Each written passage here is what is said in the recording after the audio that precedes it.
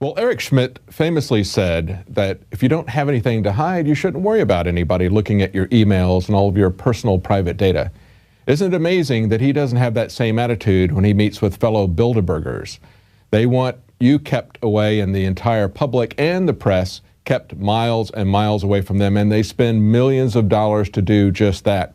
Well, one member of parliament saw some irony in this and wanted to have some answers. Michael Meeker declared his intention to ask questions of Bilderberg attendees. These people can't make laws after all, and they might argue it's useful to allow unfettered debate. People can be candid without fear of reprisal. And don't meetings go on all the time behind closed doors? Well, I mean, of course these people have a right to meet. Everyone has a right to meet. They actually regularly meet every year at Davos in Switzerland. The difference there is that the public and the press have access, and therefore it is properly and fully recorded. Well, he did, in fact, ask that question in Parliament today, and it sparked a 20-minute discussion about Bilderberg. Very unprecedented. Here's an excerpt. Order! Order! Now, make a statement on the Bilderberg conference which he attended. This is the first occasion for me, as I've never previously answered a question in the House of Commons on behalf of a private organisation for which the government has no responsibility. Though they were clearly discussing some of the biggest issues confronting the Western economies at this time, all of whom attended in an official capacity, why did they offer no statement? Well, they didn't get an answer. All they got were denials saying it was private and they don't have to tell anybody because they have this thing called Chatham House rules. Well, if you have something like that asserts that there can be no transparency about those kinds of meetings, you're going to have corruption rules.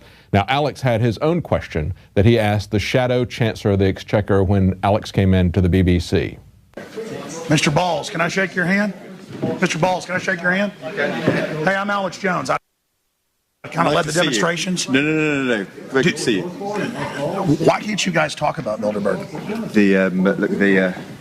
The rules of these things are all decided by people been there for a long time. I mean, it is a corporate world government. I'm going to get you to sit down if that's all right. Thank you. Yep. Well, there you go, talking to the Bilderberg.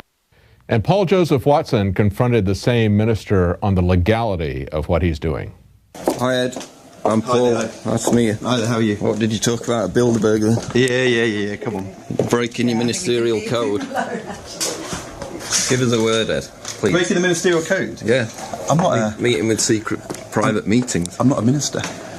Yeah, but you're conspiring with private individuals. You're going to do a Freedom of Information Act request.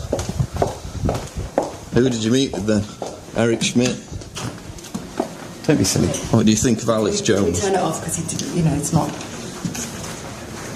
Yeah, I'm not going to get any answers from them about the legality of what they're doing or the transparency of what they're doing. Look at this, quote-unquote, serious coverage of Bilderberg by the BBC. You've seen, it's all very hush-hush. Weird party. It's just corporate megadeth. So we're here to destroy them all.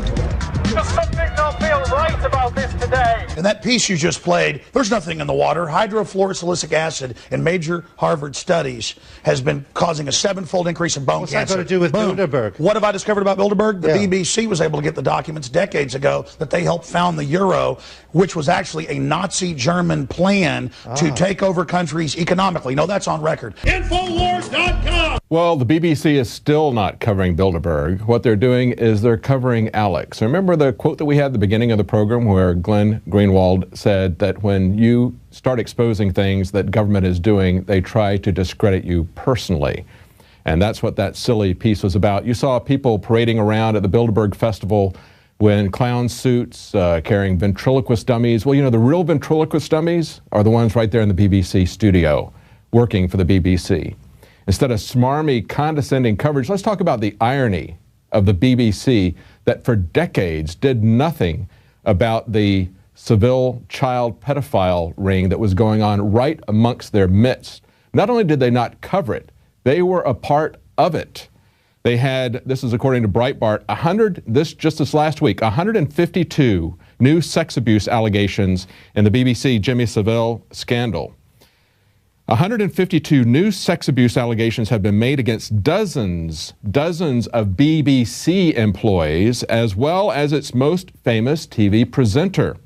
The new allegations have been brought in the Jimmy Savile sex scandal that erupted last year.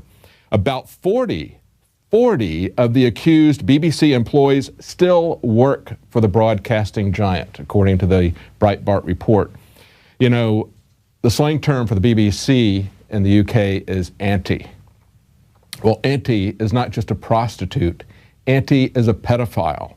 This is absolutely amazing that they would have the audacity to laugh at Alex when this is going on in their very midst. They are the biggest laughingstock, bunch of criminals that anybody could imagine. And it's not just the Savile stuff. It's also their complicity in covering up Bilderberg for 60 years. They have access to the WikiLeaks documents that show that they in fact do keep notes, that they in fact did work on, at an early time, at 1955, just their second meeting, they were already planning the Euro and the EU. It was a part of their schemes. There's a lot of information out there about Bilderberg. It is not some loopy conspiracy theory as they would like you to believe. And all of this is happening, as I pointed out earlier, while they have a scandal about influence peddling.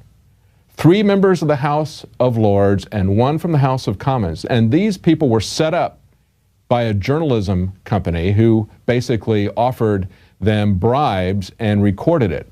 It was a journalism scam, where they set these guys up. Now, of course, that wasn't investigative journalism done by the BBC. No, the BBC says, move along, there's nothing to look at here. Many anthropologists and archaeologists believe that before man even discovered the power to harness and use fire, we were involved in agrarian activities.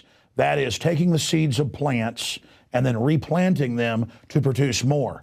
The very foundation of our modern civilization and human culture is centered around the planting and cultivation of edible plants, fruits, vegetables, nuts, you name it.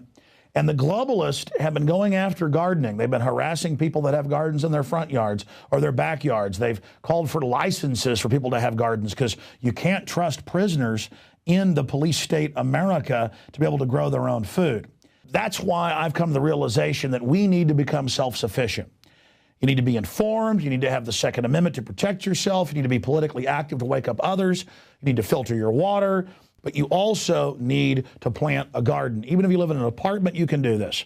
If you live in the countryside, obviously you can do it on a grand scale.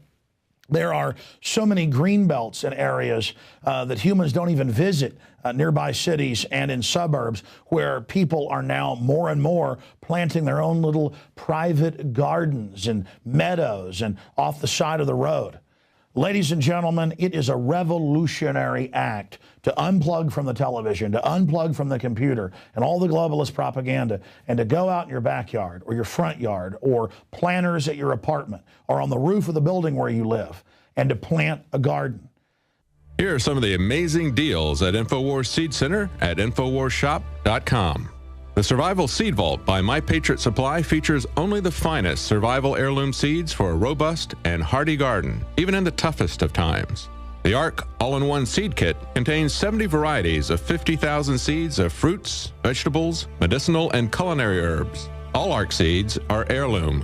Each type is labeled and sealed separately for ease of use and longevity. The Deluxe Emergency Seed Bank combines 3 of Emergency Seed Bank's top sellers: the Family Survival Emergency Seed Bank, the Medicinal Herb Seeds Pack, and the Culinary Herb Seeds Pack. We also have starter varieties of the deluxe seed packages for fruit, salad, salsa, peppers, and medicinal herbs and more. Go to the InfoWars Seed Center at InfoWarsShop.com. A little seed can grow a huge tree that produces fruit for up to 50 years. We have the best life bombs. That's what these are. We have the best weapons against death out there at the lowest prices, waiting for you to lovingly plant them and lovingly grow them and lovingly eat them and share them with others. We will strike back against the New World Order, and this is only one more initiative in our fight against them. So please join us at InfoWarsShop.com, or you can link through at Infowars.com at the InfoWars Seed Center.